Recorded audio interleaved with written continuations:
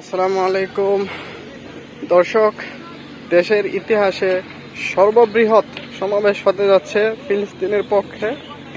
সেটা হচ্ছে শনিবারে।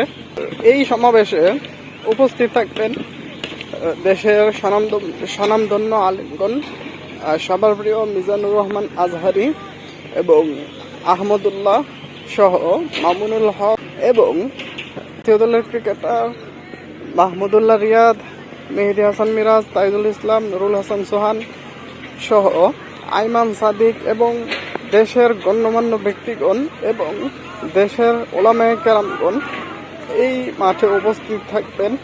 শাহবাগ থেকে র্যালি নিয়ে এই মাঠে এসে সমাবেশ করবেন। সেটা হচ্ছে ফিলিস্তিনের পক্ষে। ফিলিস্তিনে যে ফিলিস্তিনে যে বর্বর অত্যাচার চালাচ্ছে ইসরায়েল, সো সেই প্রতিবাদে এই মাঠে সমাবেশ হবে। শনিবারে সবাই আসবেন। মিজানুর রহমান আজহারি, আহমদুল্লাহ তাদেরকে দেখতে পারবেন।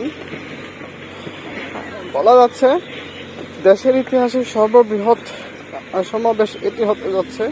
কত লক্ষ মানুষ এই মাঠে উপস্থিত হবেন তার কোনো আইডিয়া এখন পর্যন্ত কেউ করতে পারে নাই। সো সবাই আসবেন সমাবেশে উপস্থিত থেকে ফিলিস্তিনের পক্ষে আওয়াজ তুলবেন।